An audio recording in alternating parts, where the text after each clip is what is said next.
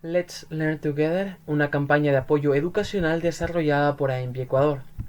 Hoy revisaremos Sistema Nervioso Central, parte 3. Empezaremos hablando sobre el polígono de Willis.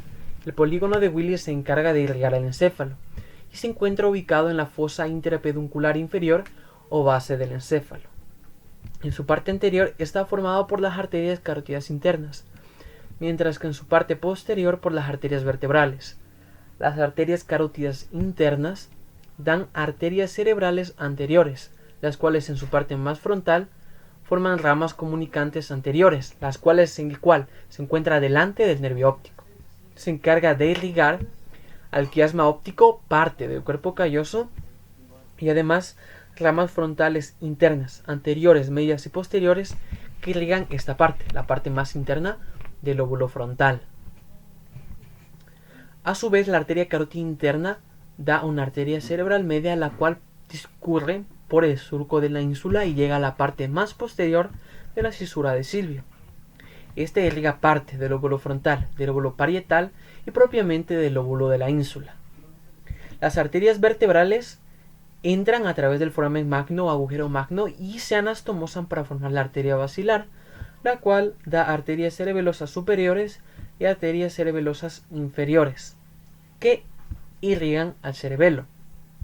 Esta arteria basilar asciende y da dos ramas, una arteria cerebral posterior a cada lado, las cuales forman arterias comunicantes posteriores, que irrigan la circunvolución temporo-occipital y al lóbulo occipital. Tenemos que el lugar más frecuente de aneurismas en el polígono de Willis es la unión entre la arteria comunicante anterior y la arteria cerebral anterior, estos puntos de aquí, como podemos ver en el cerebro in vivo. Aquí podemos ver una fotografía real del polígono de Willis, por lo cual pueden pausar el video e identificar cada una de las arterias que les nombré. Hablemos de senos venosos. ¿Qué son? Son espacios por donde drena sangre procedente del encéfalo y de los huesos del cráneo. Tienen la peculiaridad de carecer de válvulas. Las venas cerebrales superiores drenan en el seno sagital superior, el cual discurre a lo largo del borde superior de la hoz del cerebro. El seno sagital inferior, como podemos ver en esta ilustración, nace en la mitad posterior de la hoz del cerebro, discurre por su borde inferior y termina en el seno recto. Cuando hablamos de las venas cerebrales medias, tenemos que son tanto superficiales como profundas. La superficial drena directamente al seno cavernoso, mientras que la vena cerebral media profunda se une tanto a la vena cerebral anterior como estriada para formar la vena basal, la cual se va a unir a la vena magna y drenar en el seno recto. Los senos transversos, a su vez, se extienden desde la confluencia de los senos en la parte occipital hasta el extremo posterior de la porción petrosa del hueso temporal. El seno occipital a su vez se extiende desde la confluencia de los senos que hemos hablado en la parte posterior u occipital hasta el borde posterior del agujero magno o foramen magno en la base del cráneo. El seno marginal rodea a este agujero magno y tiene conexión tanto con el seno occipital como con el plexo basilar. Y por último tenemos dos venas cerebrales internas, las cuales se unen tanto a la vena magna que podemos observar en esta ilustración como a venas del mesencéfalo. La confluencia de los senos que tanto hemos hablado, que se encuentra a este nivel de la protuberancia occipital, es la unión entre la vena sagital superior, el seno recto occipital y transverso. Sistema ventricular. ¿Qué es el sistema ventricular? Está compuesto de 4 cavidades que se conectan entre sí, rodeadas o recubiertas de péndimo y llenas de líquido cefalorraquídeo que va a drenar en 3 agujeros, de Magendie y de Luschka. El ventrículo lateral o ventrículos laterales se comunican con el tercer ventrículo a través del agujero interventricular o de Monro. El tercer ventrículo se comunica con el cuarto ventrículo a través del acueducto cerebral o de Sylvio. Y este cuarto ventrículo se comunica con el ventrículo terminal a través del conducto ependimario, el cual se encuentra a la extensión de la médula espinal. Aquí tenemos dos vistas frontales y una lateral. Empecemos hablando de los ventrículos laterales. Hay dos, uno por cada hemisferio cerebral. Tienen forma de C, como podemos observar, y tiene segmentos: el cuerpo, el cordón anterior, el cordón inferior y el cordón posterior. Además tiene un plexo coroideo en su piso. ¿Qué es un plexo coroideo? Un plexo coroideo se encarga de la producción de líquido cefalorraquídeo. Este consta a su vez de una doble invaginación de pía madre, más epéndimo y más tejido vascularizado. Este tejido vascularizado es el que permite la formación del líquido cefalorraquídeo, ya que el líquido cefalorraquídeo no es más que un ultrafiltrado del plasma. El techo de los ventrículos laterales, como vemos, está formado por la superficie inferior del cuerpo calloso, el piso a su vez por el núcleo caudado y margen lateral del tálamo, y la pared medial del ventrículo lateral está formado por delante por el septo pelúcido, mientras que en su parte posterior por la confluencia tanto del techo como del piso. El tercer ventrículo. El tercer ventrículo está dado por el espacio entre los dos tálamos, es decir, la hendidura entre los dos tálamos. Su plexo coroideo ya no se encuentra en el piso, sino, como podemos ver, en el techo. Y este tercer ventrículo se comunica con el cuarto ventrículo a través del acueducto cerebral. El cuarto ventrículo, a su vez, tiene una forma de tienda. Tiene anteriormente al cerebelo y posterior al puente y mitad superior del bulbo. Sus límites laterales, ¿cuáles son? Caudalmente sus límites laterales es el pedúnculo cerebeloso anterior, mientras que cranealmente su límite lateral es el pedúnculo cerebeloso superior. Tiene un techo o pared posterior, como podemos ver aquí, que está dado por el velo medular superior y el velo medular inferior. Aquí encontramos el techo o pared posterior que colinda o se proyecta hacia el cerebelo. A su vez, el piso o fosa romboidal está formada por la superficie posterior del puente y la mitad craneal de la médula oblongada o bulbo raquídeo. El techo o pared posterior también es donde se encuentra tanto el agujero de Magendie y los agujeros de Luschka para la evacuación del líquido cefalorraquídeo. El plexo coroideo, como podemos ver en las ilustraciones, se encuentra a este nivel. Y como podemos ver, el cuarto ventrículo tiene esta forma romboidal que anterior al cuarto ventrículo encontramos el bulbo y el puente, y posterior al cuarto ventrículo al cerebelo. ¿Qué es el líquido cefalorraquídeo? Como les mencioné, es un ultrafiltrado del plasma.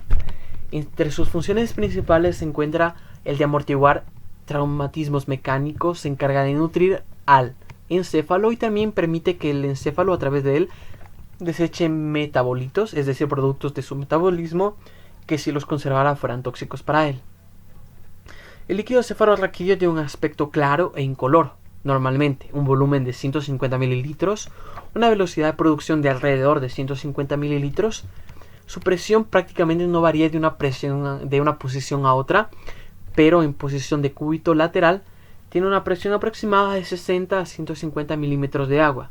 Como dijimos, es un ultrafiltrado de plasma, por lo cual tiene proteínas glucosa y cloro, cuyos valores normales lo pueden ver en la gráfica en la tabla, y tiene un número de células escaso, de 0 a 3 linfocitos por milímetro cúbico, ya que es muy difícil encontrar gran cantidad de células aquí, ya que supone ser un líquido estéril.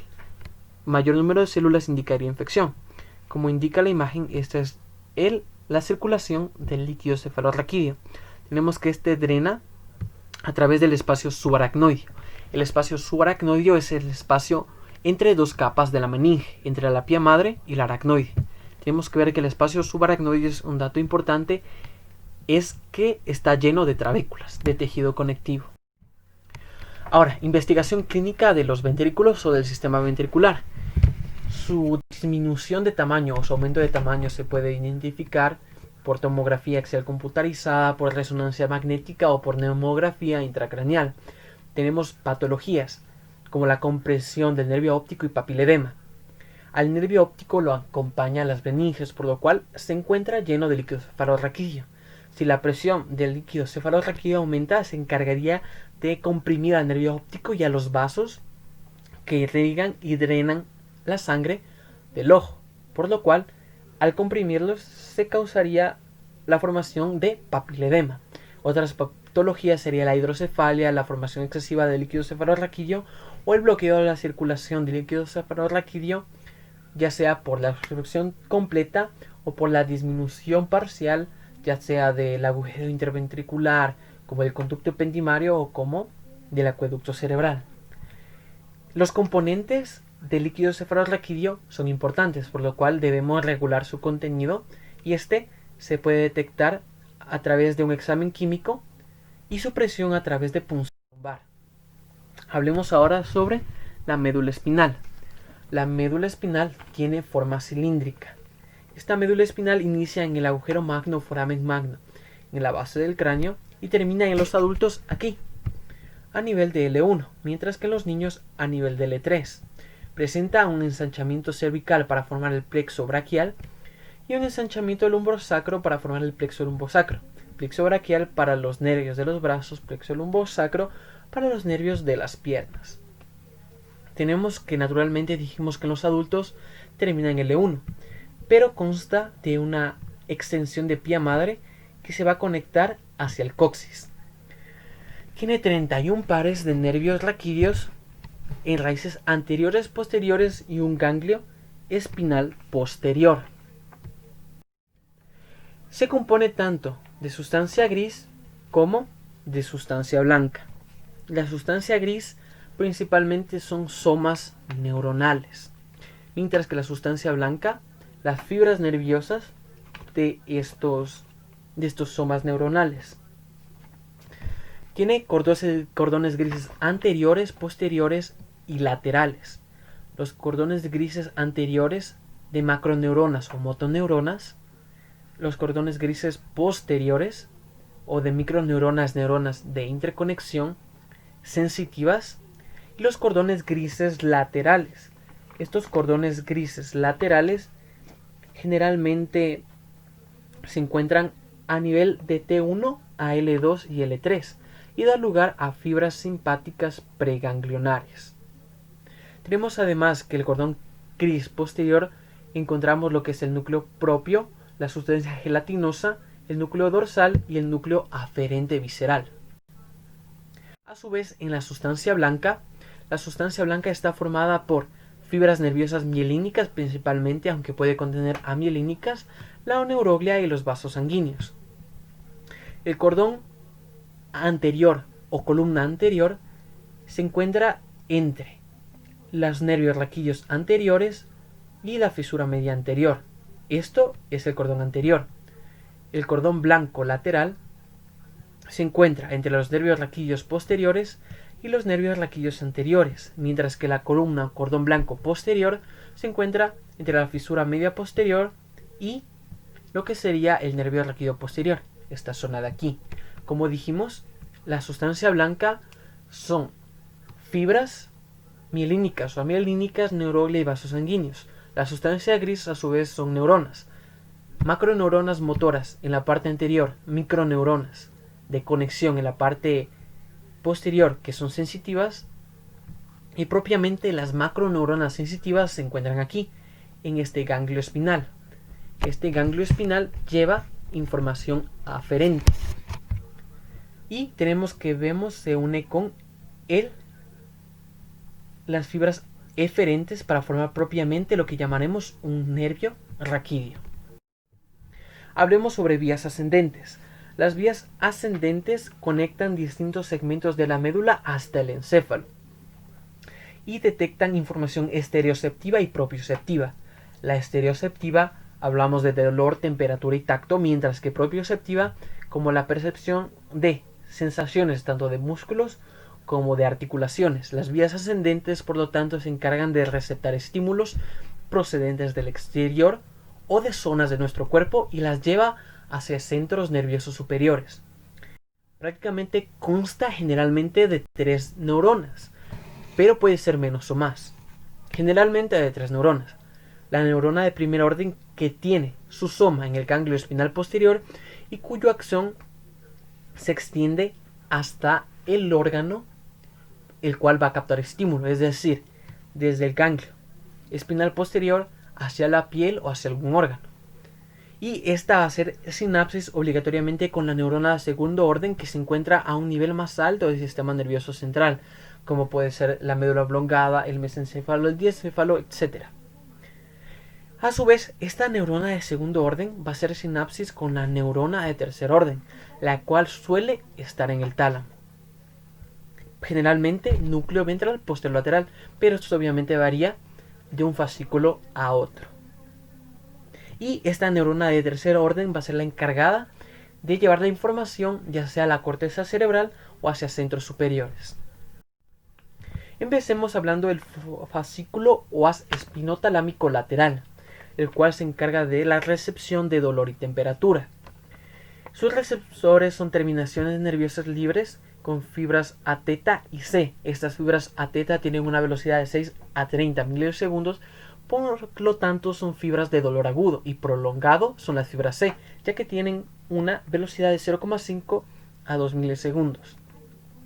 Las fibras A delta también se encargan para la recepción tanto de calor como de frío. Tenemos que este fascículo tiene fibras ascendentes como descendentes. Las descendentes van a formar el fascículo posterior del Sauer. Su primera neurona se encuentra en el asta posterior y la cual se conecta a través de los neurotransmisores como la sustancia P o el glutamato. Entonces, la primera neurona en el fascículo haz espinotalámico lateral se encuentra en el ganglio espinal posterior, el cual a través de sustancia P o glutamato va a estimular a la interneurona en el asta posterior. Esta interneurona en el asta posterior va a ser nuestra segunda neurona o neurona de segundo en orden, cuyas fibras nerviosas van a cruzar la comisura blanca y gris anterior a nivel espinal y van a ascender por el cordón blanco contralateral, es decir, hacia aquí, cordón blanco contralateral. Van a ascender y a medida que asciende se va engrosando al recibir gran cantidad de fibras y se torna cada vez más medial. Siempre tenemos que las fibras del dolor se encuentran por delante de las fibras de temperatura. Y tenemos que hacia niveles más superiores se van a unir ¿con quién? Con el fascículo espinotalámico anterior para formar el lemnisco medial. Asciende por la parte posterior del puente, como podemos ver aquí, antes era contralateral, se torna posterior al nivel del puente y pasa por el mesencéfalo por el tegmento lateral y termina en la neurona de tercer orden que se va a encontrar en el núcleo ventrolateral posterolateral del tálamo, el cual va a llevar que aquí se haya una relación sentimental, una relación emocional con el dolor y con la temperatura. A su vez, luego la neurona de tercer orden en el núcleo ventral posterolateral del tálamo envía fibras que van a pasar por ¿dónde? Por lo que sería el brazo posterior de la cápsula interna y por la corona radiada y llega hacia la corteza cerebral, hacia la área somatestésica. Tenemos que el dolor agudo está dado por el glutamato, mientras que el dolor lento por la sustancia P.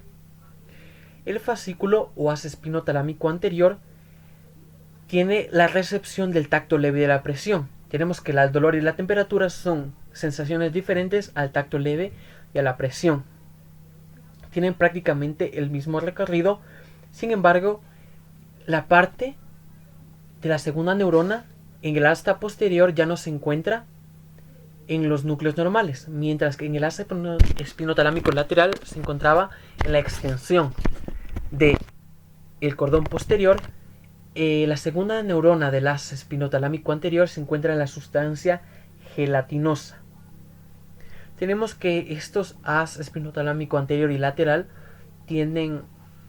han tenido la peculiaridad de formar dos teorías: la teoría de la compuerta y el sistema de analgesia. El sistema de analgesia habla de cómo podemos con cierto tipo de inhibidores calmar el dolor, es decir, fármacos, mientras que la teoría de la compuerta habla sobre la estimulación de las terminaciones nerviosas libres que reciben esta información de dolor, pero estimularlas con sensaciones de placer. Estas sensaciones de placer harían que el dolor se inhiba o sea menos fuerte. Es por eso que los masajes alivian el dolor. Ahora hablemos sobre el fascículo grácil y cuneiforme. Los fascículos grácil y cuneiforme se encargan del tacto discriminativo, es decir, de la vibración y la sensibilidad consciente, tanto muscular como articular. Estos están dados a través del cordón blanco posterior. Sus axones penetran por el ganglio posterior hacia el cordón blanco posterior del mismo lado. Sus fibras descendentes cortas participan en arcos reflejos intersegmentarios, mientras que las ascendentes largas suben por el cordón blanco posterior que les hablé como fascículos grácil y cuneiforme, que podemos ver aquí, el fascículo grácil y el fascículo cuneiforme. El fascículo grácil tiene fibras ascendentes largas de nervios raquídeos sacros, lumbares y dorsales inferiores.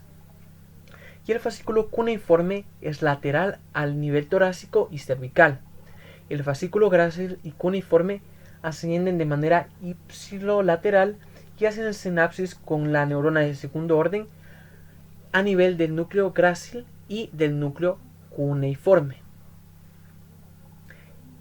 Este núcleo grácil y cuneiforme es donde se va a encontrar la segunda neurona y forman fibras arcuates internas que cruzan el plano medio, es decir, que las sensaciones del lado derecho se van a ir al lado izquierdo y las de izquierdo hacia el lado derecho.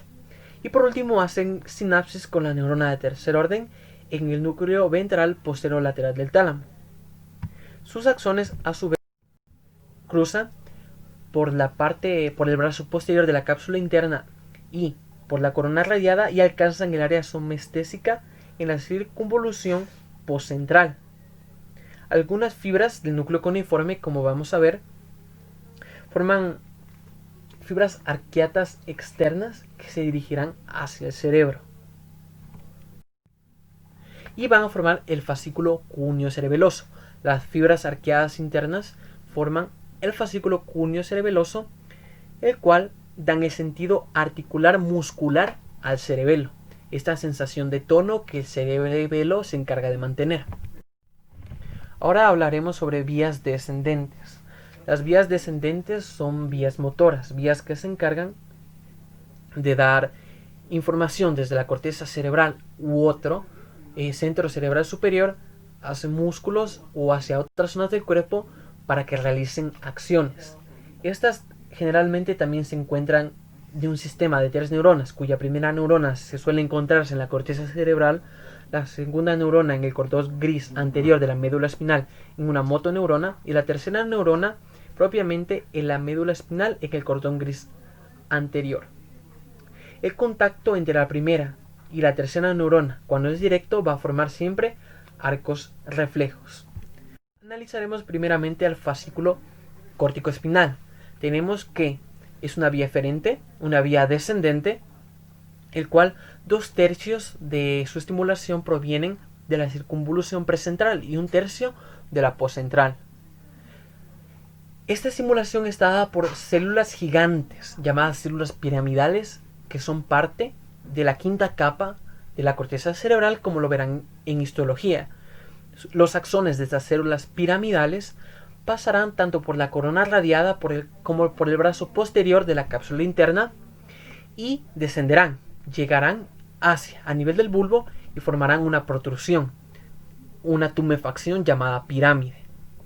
Y a su vez a nivel de la médula espinal van a decusar, es decir, las fibras descendentes que venían por el lado derecho pasan hacia el lado izquierdo y las que venían por el lado izquierdo pasan hacia el lado derecho y forman lo que conocemos como decusación piramidal. El fascículo córtico-espinal puede ser lateral como anterior. Los laterales provienen de la decusación piramidal a nivel de la médula, mientras que el fascículo córtico-espinal anterior son aquellas fibras procedentes de las células piramidales que decusan a nivel cervical y dorsal superior. El fascículo córtico-espinal, como podemos ver, da la formación de un homúnculo. Este homúnculo se encuentra por la exageración de las partes del cuerpo y qué parte de la corteza se encarga de mover cada parte del cuerpo. Como vemos, el fascículo córtico-espinal se encarga o está dado por las áreas 4, 6, 1, 3 y 2 de las áreas cerebrales, principalmente motoras. Las fibras córtico-espinales a nivel de la médula hacen sinapsis con neuronas internusales y motoneuronas tanto alfa como lambda o delta, y hacen movimientos. El fascículo córtico espinal es una de las vías principales para el movimiento voluntario. No es la única, pero es la más específica y la más rápida para llevar movimiento. Si yo quiero mover el brazo, está involucrado el fascículo córtico espinal, y tenemos que tener en cuenta que el fascículo córtico espinal inhibe músculos y excita músculos, ya que para mover cierta parte del cuerpo es necesario tanto la estimulación de músculos como la inhibición de ciertos músculos.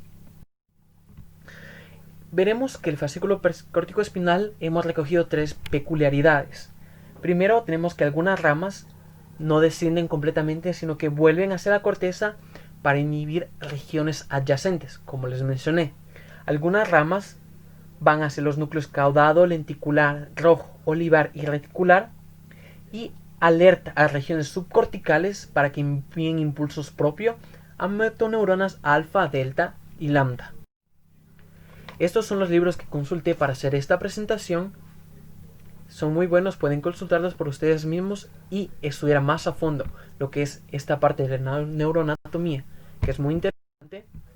Mi nombre es Santiago Vladimir Bravo Jaramillo, pertenezco a la Universidad Central del Ecuador. Pueden contactarme a través de este correo electrónico.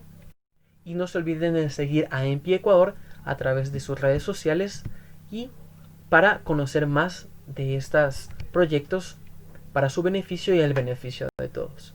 Gracias.